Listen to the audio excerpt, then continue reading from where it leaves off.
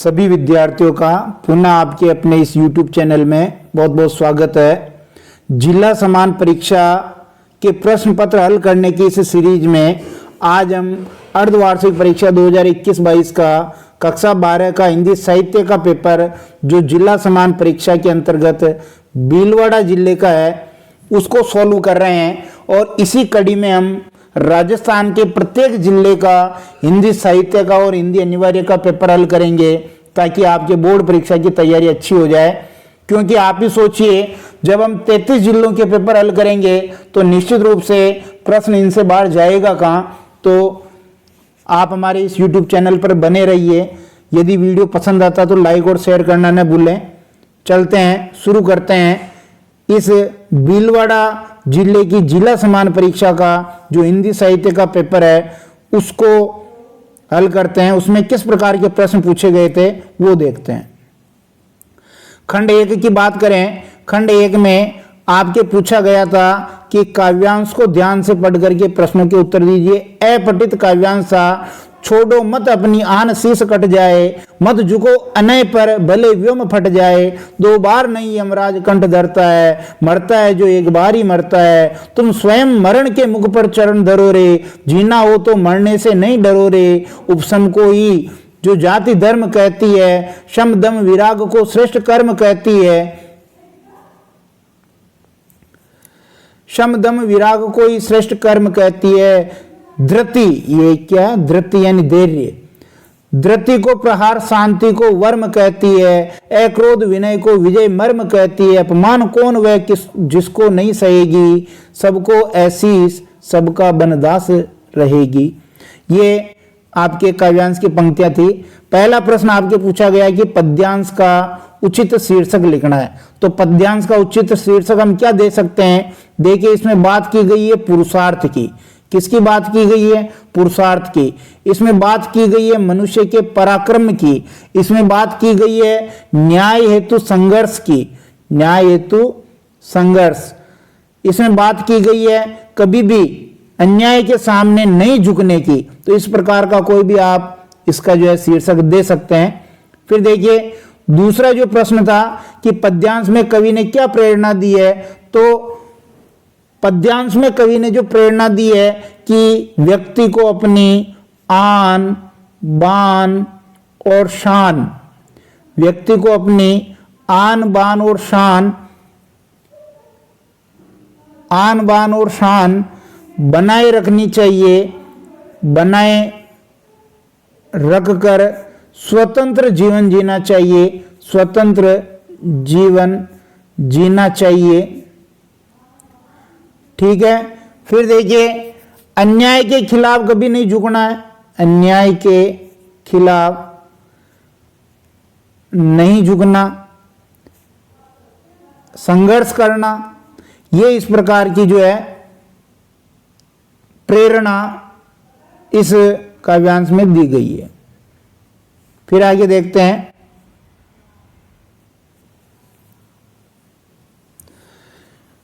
निम्न गद्यांश को ध्यानपूर्वक पढ़कर दिए गए प्रश्नों के उत्तर लिखने हैं। जिस विद्यार्थी ने समय का सही उपयोग करना सीख लिया उसके लिए कोई भी कार्य असंभव नहीं है। प्यारे बच्चों, इस अपठित गद्यांश से तो आपको सीख लेनी चाहिए और बोर्ड की परीक्षा की तैयारी आपको अभी से शुरू कर देनी चाहिए ताकि आप समय को व्यर्थ न गंवाएं।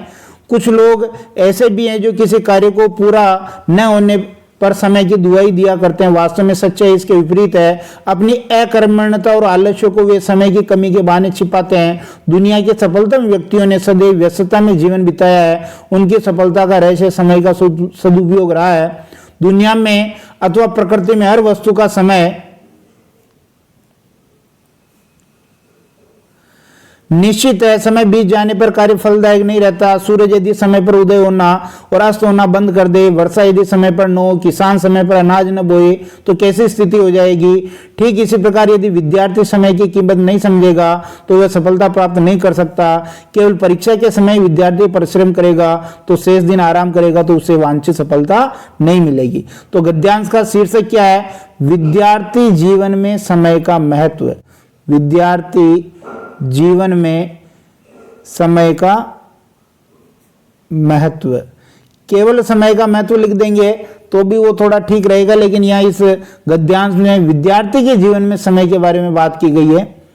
फिर आगे देखेंगे अगला प्रश्न, समय बीत जाने पर कार्य फलदायक नहीं होता, इसकी एक कहावत लिखनी है। तो कहावत आप सबको आती है, आप लोगों ने खूब सुना है कि अब पछताएत क्या होत है, अब पछताए क्या होत है, जब चिड़िया चुग गई खेत, जब चिड़िया चुग गई खेत। तो ये लोकोक्ति है। उसके बाद देखिए कि दुनिया के सफलतम व्यक्तियों की जीवन शैली की विशेषता लिखी है। तो समय का सदुपयोग उन्होंने किया है। क्या किया है कि उनका रहस्य है समय का सदुपयोग, ये समय का सदुपयोग। ये पंक्ति आई थी गद्यांश में। इस प्रकार ये उत्तर लिखेंगे। कहाँ आई जो मैं बता दूं, ये देखिए यहां आई है।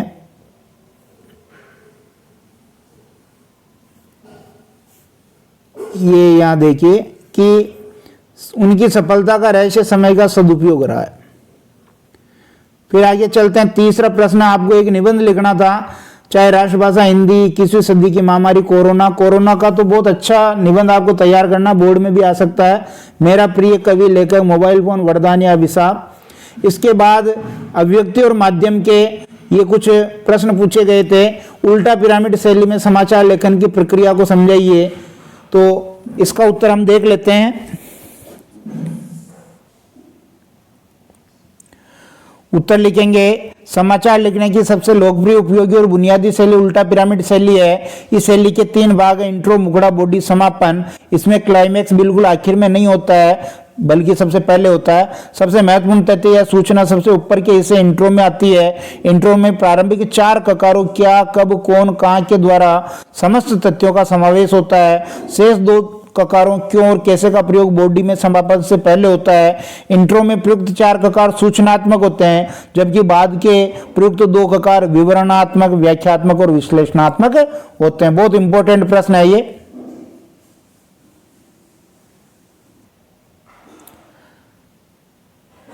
फिर देखिए दूसरा प्रश्न पूछा था, कविता में शब्दों के महत्व को समझाइए। कविता में शब्दों का क्या महत्व है, यह भी अभिव्यक्ति और माध्यम से पूछा गया है।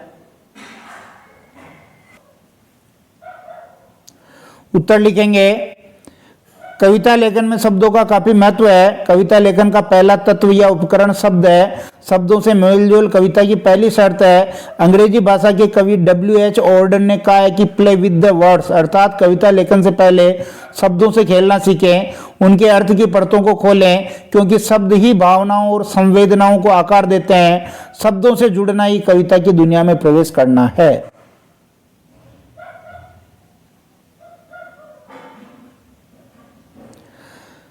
तीसरा प्रश्न था, समाचार लेखन के 6 ककार कौन कौन से हैं, समझाइए। प्रकार नहीं है, ये ककार है। कौन कौन से समाचार लेखन के 6 ककार हैं, उनको समझाना है।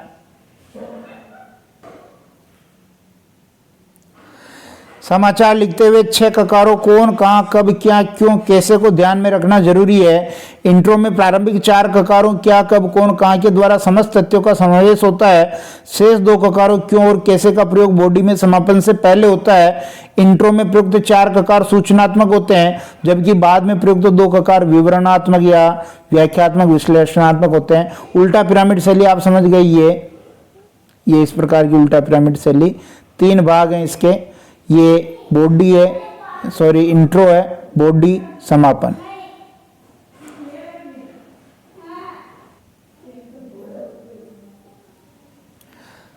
अगला प्रश्न, संपादकीय लेखन क्या है, इसको समझाना है।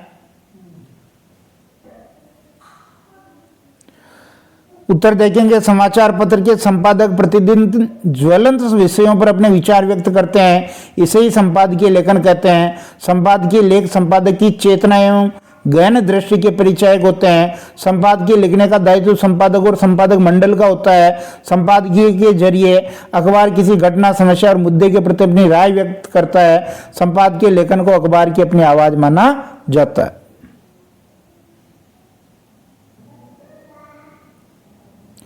उसके बाद ये 5वां प्रश्न, रिक्त स्थान की पूर्ति करनी है।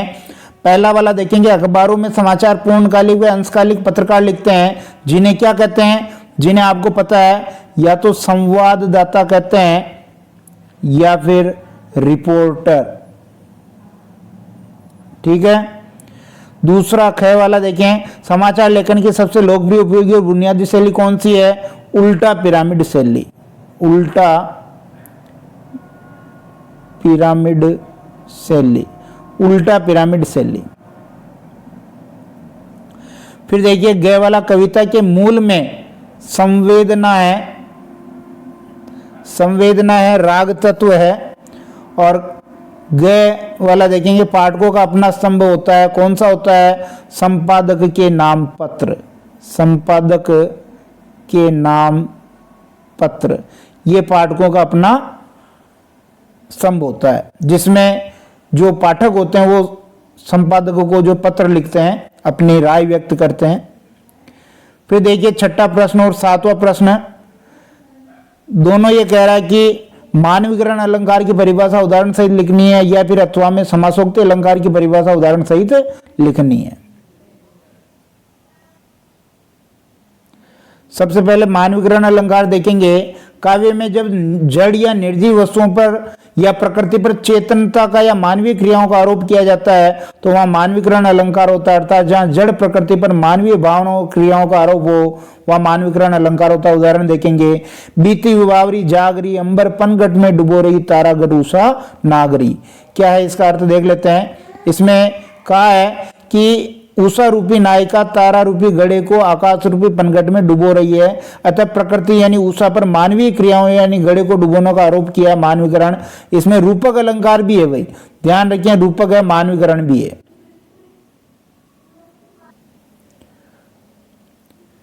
फिर समासोक्ति अलंकार यानी समासधन उक्ति मतलब संक्षेप कथन। काव्य में जहां प्रस्तुत के वर्णन से समान अर्थ देने वाले विशेषणों के द्वारा अप्रस्तुत का बोध कराया जाता है, यानी प्रस्तुत के द्वारा अप्रस्तुत का बोध होता है तो वहां समासोक्ति अलंकार होता है। उदाहरण देखिए, सिंधु सेज पर धरा वधु अब तनिक संकुचित बेटी सी, प्रलय निशा की अलचल स्मृति में मान किए सी एटी सी। तो यहाँ प्रस्तुत धरा धरती है, प्रस्तुत नायिका दुल्हन है। प्रस्तुत उदाहरण में कवि समान अर्थ देने वाले विशेषणों के द्वारा धरती के वर्णन से नायिका दुल्हन का वर्णन कर रहा है। सातवां प्रश्न देखेंगे, सही उत्तर का चयन करना। जहां कारण का अभाव होने पर भी कार्य संपन्न हो जाता है वहां कौन सा अलंकार होता है? वहां होता है आपके चार ऑप्शन है, विभावना, विशेषोक्ति, उत्प्रेक्षा, दृष्टांत। तो विभावना अलंकार होता है जहां कारण नहीं होता है और कार्य हो जाता है, विभावना अलंकार। फिर आगे देखिए, बिगड़ी बात बने नहीं लाख करो किन कोई, रही में न फाटे दूध को मथे न माखन होय। इसमें कौन सा अलंकार है? तो एक बात कह करके उससे मिलती जुलती बात उदाहरण के रूप में कही गई है, दृष्टांत अलंकार का ये उदाहरण है। दे वाला इसमें सही हो जाएगा। फिर अगला प्रश्न देखिए कि हरि गीतिका छंद में कितनी मात्राएं होती है? तो हरि गीतिका छंद में 28 मात्रा होती है, बे वाला सही है। गीतिका जो छंद होता है, गीतिका, उस गीतिका छंद में कितनी मात्रा होती है? 26, 2 मात्रा बढ़ जाती है, 28 हरि गीतिका में होती है। फिर चौथा खंड है, इसमें सप्रसंग व्याख्या करनी थी। गीत गाने दो मुझे वेदना को रोकने को, चोट खाकर राह चलते होश के भी होश छूटे, हाथ जो पाते थे ठग ठाकुरों ने रात लूटे, कंठ रुकता जा रहा आ रहा काल देखो। समझ गए होंगे ये आपकी जो अंतरा पुस्तक है उसके कौन से पाठ से आपके क्लिक हो गया होगा। बिल्कुल सही सोचा आपने। सूर्यकांत त्रिपाठी निराला की ये कविता है, गीत गाने दो मुझे, गीत गाने दो मुझे।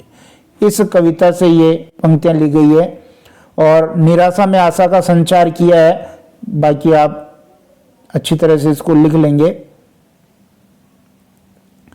इसके अथवा में भी एक व्याख्या थी, अरुण ये मधुमय देश हमारा, जहां पहुंच अनजान क्षितिज को मिलता है एक सहारा, सरस तामरस गर्भ विवाह पर नाच रही तरु शिखा मनोहर, छिटका जीवन हरियाली पर मंगल कुमकुम सारा, लघु सुर धनु से पंख पसारे, शीतल मलय समीर सारे, उड़ते खग जिस ओर मुंह किए समझ नीड निज प्यारा। तो ये आपके पहले ही पाठ से जो जयशंकर प्रसाद वाला पाठ है, जयशंकर प्रसाद, उसमें कार्नेलिया, दो गीत लगा रखे हैं, देवसेना का गीत और कार्नेलिया का गीत। तो ये पंक्तियां कार्नेलिया का गीत से ली गई है और ये कार्नेलिया का गीत आपके चंद्रगुप्त नाटक से लिया गया है। तो इस प्रकार आप लिख देंगे। फिर देखिए गद्यांश की व्याख्या है, दो में से एक करनी है।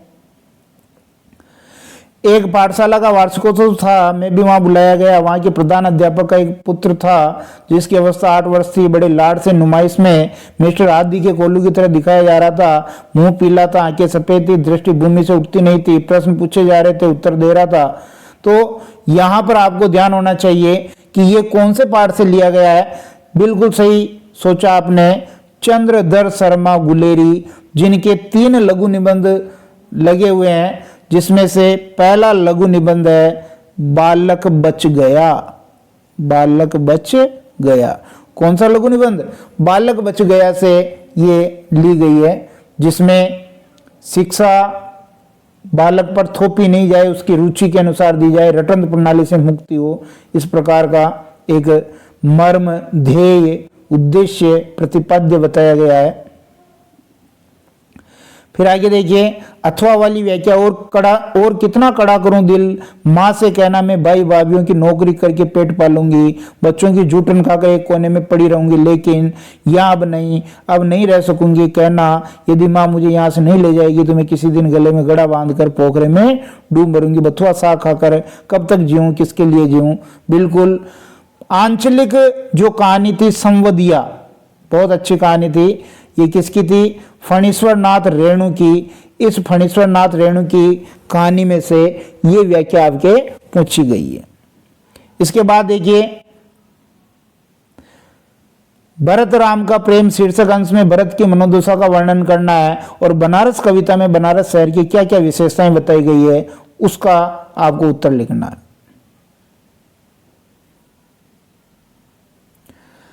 भरत राम का प्रेम कविता तुलसीदास द्वारा रचित रामचरितमानस से ली गई है।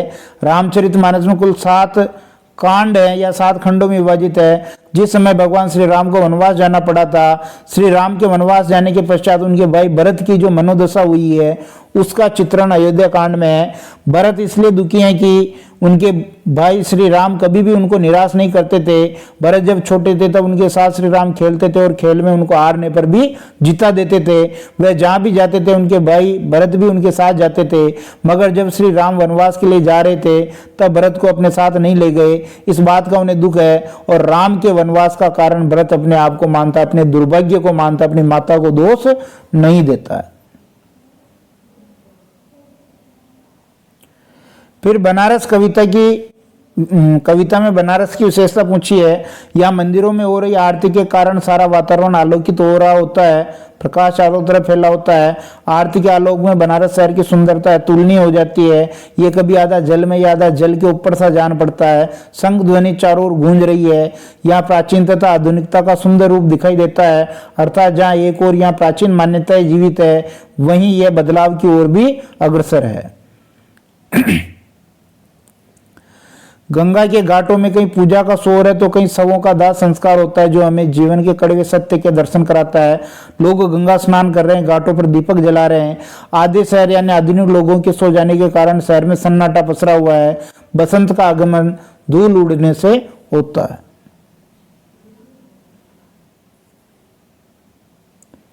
कि यदि आपको संवदिया की भूमिका मिलती तो आप संवाद ले जाते समय किन किन बातों का ध्यान रखते? जो बातें उस हरगोविंद संवदिया ने याद रखी थी, हम भी वही ध्यान रखते, संवाद को गुप्त रखते। जैसा संवाद उसको कहा गया वैसा का वैसा संवाद हम जिसको सुनाना उसको सुनाते। और जब तक संवाद हम पूरा ले नहीं जाते तब तक हम जो अपने कर्तव्य से मुक्त नहीं होते। इस प्रकार के उत्तर आप इसमें लिखेंगे। और गढ़ी के पूर्व निबंध में प्रस्तुत विचारों को प्रकट कीजिए, यानी जो धर्म के रहस्य जो हैं, धर्म के रहस्य ये जानने का अधिकार केवल जो धर्माचार्य हैं, वेद शास्त्रज्ञ हैं, पोंगे पंडित हैं या मठाधीश हैं उन्हीं को है। इस पर व्यंग्य किया गया है कि धर्म के रहस्य यदि पढ़ा लिखा आदमी जानना चाहे तो उसको जानने का हक होना चाहिए।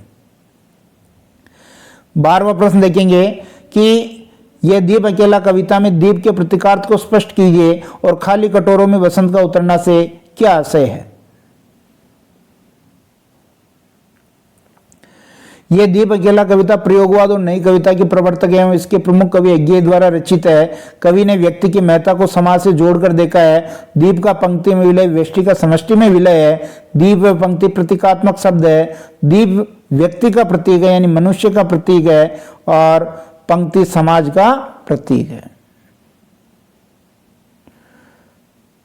अथवा वाला जो प्रश्न था कि खाली कटोरे में वसंत का उतरना का आशय है कि भिखारी को भीख मिलने लग जाती है। इससे पहले उन्हें भीख नहीं मिल रही थी। गंगा के घाटों पर भिखारी कुछ पाने की उम्मीद में आंखें बिछाए बैठे हुए थे, लेकिन उनके भिक्षा पात्र खाली ही थे। बसंत के आगमन से गंगा स्नान हेतु अचानक घाट पर भीड़ बढ़ने लगी है। अब लोग उन्हें भिक्षा दे रहे हैं। भिक्षा मिलने से उनके मुख पर प्रसन्नता दिखाई देने लगी। अतः कवि खाली कटोरों में सिक्कों के आने को वसंत का उतरना कह रहा है। जाहिर सी बात है कि वसंत में चारों तरफ जो है फूल खिलने लग जाते हैं, एक खुशहाली का माहौल होता है। जब भिखारियों को भीख मिलती है तो उनके भी चेहरे खिल जाते हैं।